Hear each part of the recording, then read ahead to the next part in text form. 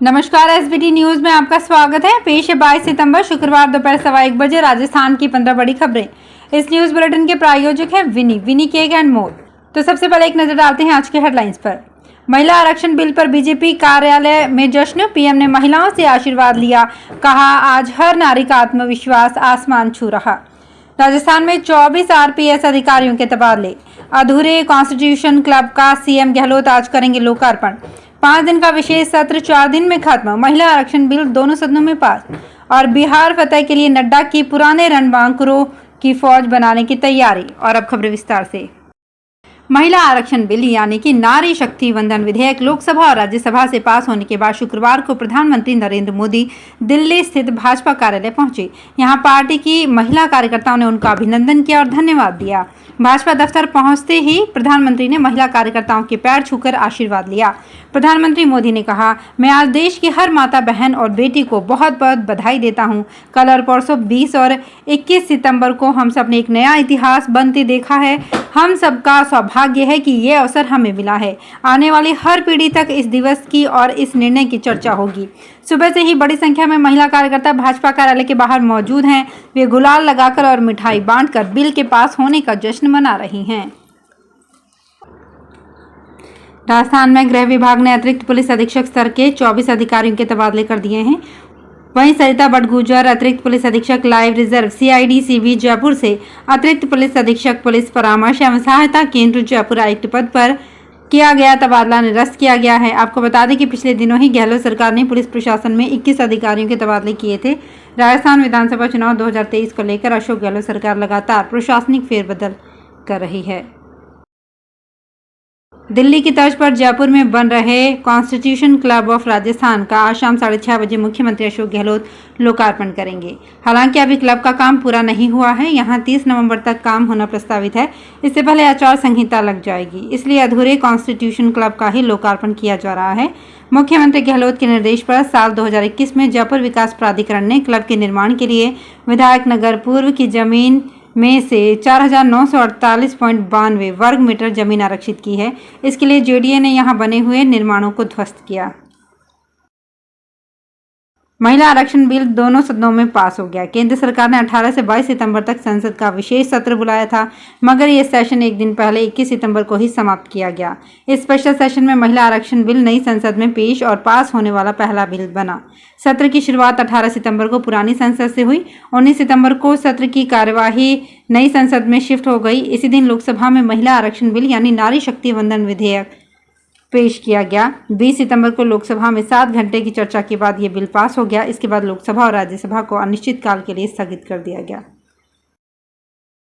लोकसभा चुनाव 2024 को लेकर बीजेपी ने एक फुल प्रूफ प्लान तैयार किया है। इसी को अमली जामा पहनाने के लिए बीजेपी के राष्ट्रीय अध्यक्ष जेपी नड्डा अक्टूबर में बिहार आ रहे हैं। अगले महीने नड्डा के दौरे के लिए बीजेपी ने भी तैयारी शुरू कर दी है।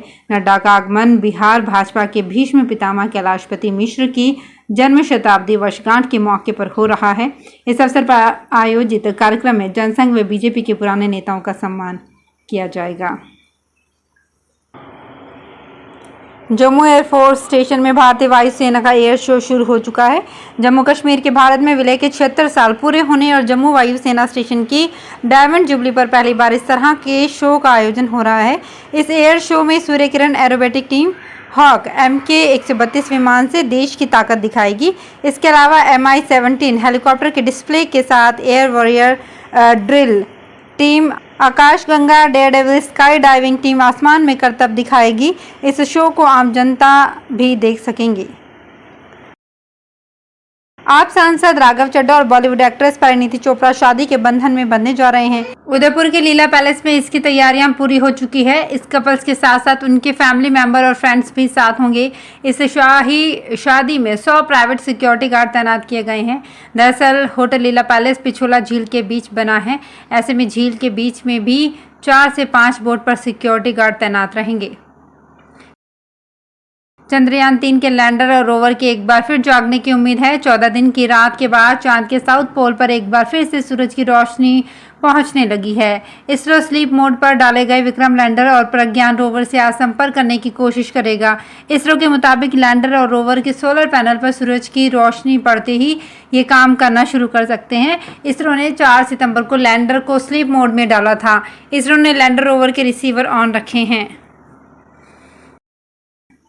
केंद्रीय गृह मंत्री अमित शाह का रायपुर दौरा रद्द हो गया है। शाह 22 सितंबर को रायपुर आने वाले थे।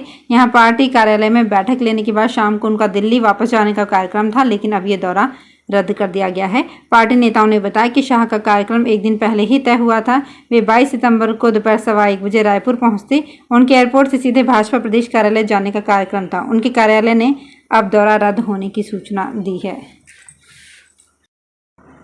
भरतपुर में कम पढ़े लिखे किसान ने बायोगैस प्लांट लगाने के लिए 30 साल तक 17 प्रयोग किए, मटके और ड्रम तक का यूज़ किया। आखिर सफलता मिली तो ऐसी मिली कि 11 साल से घर की बिजली, खेत का इंजन, पानी की मोटर, चारा काटने की मशीन और रसोई का ईंधन सब कुछ खुद के इजाद किए बायोगैस प्लांट से ही चला रहा है। गाय के गोबर और बायोगैस से तैयार किए गए प्लांट देखने और सीखने के लिए दूर दराज से इस किसान के पास लोग आते हैं। खेती किसानी में किए गए इस नवाचार के लिए किसान को 100 से ज़्यादा मेडल मिल चुके हैं। राजस्थान में सितंबर के आखिरी सप्ताह और अक्टूबर के पहले सप्ताह तक बारिश का दौर जारी रह सकता है। मौसम केंद्र जयपुर ने अगले 2 सप्ताह का पूर्वानुमान जारी किया है। बंगाल की खाड़ी में बना लो प्रेशर सिस्टम अब आगे बढ़कर झारखंड, छत्तीसगढ़ तक आ गया है। यह सिस्टम आगे बढ़ रहा है। इसका असर आज से राजस्थान की दक्षिण पूर्वी सीमा पर देखने को मिलेगा। कोटा, भरतपुर और उदयपुर संभाग के साथ जयपुर और अजमेर संभाग के जिलों में अगले कुछ दिन हल्की से मध्यम बारिश हो सकती है। राजस्थान में क्रीड़ा परिषद में निकली 5 खेल प्रबंधक और 40 सहायक खेल प्रबंधकों की भर्ती का मामला इन दिनों चर्चा का विषय बना हुआ है। दरअसल क्रीड़ा परिषद की ओर से विभाग को जो शर्त लिखकर भेजी गई थी उसमें बदलाव करते हुए खिलाड़ियों का शिथिलता दी गई है। अब सवाल यह है कि खिलाड़ियों को शिथिलता दी गई है या किसी व्यक्ति विशेष को इसका लाभ पहुंचाना है। भर्ती के नियमों में जो बदलाव किए गए हैं उसका एक लेटर भी वायरल हो रहा है, जिस पर पेंसिल से नियमों में बदलाव अंग्रेजी में लिखा गया है। उपन्यास बुकर पुरस्कार के लिए शॉर्टलिस्ट लंदन स्थित भारतीय मूल के राइटर चेतना मारू के पहले उपन्यास वेस्टर्न लेन को गुरुवार शाम लंदन में 2023 बुकर पुरस्कार के लिए चुना गया। वेस्टर्न लेन चेतना मारू का पहला उपन्यास है। इस साल 26 नवंबर को लंदन में बुकर पुरस्कार विजेताओं की घोषणा की जाएगी। अवार्ड जीतने वाले लेखक को 50,000 पाउंड की राशि और आयरिस नाम की एक ट्रॉफी प्रदान की जाती है।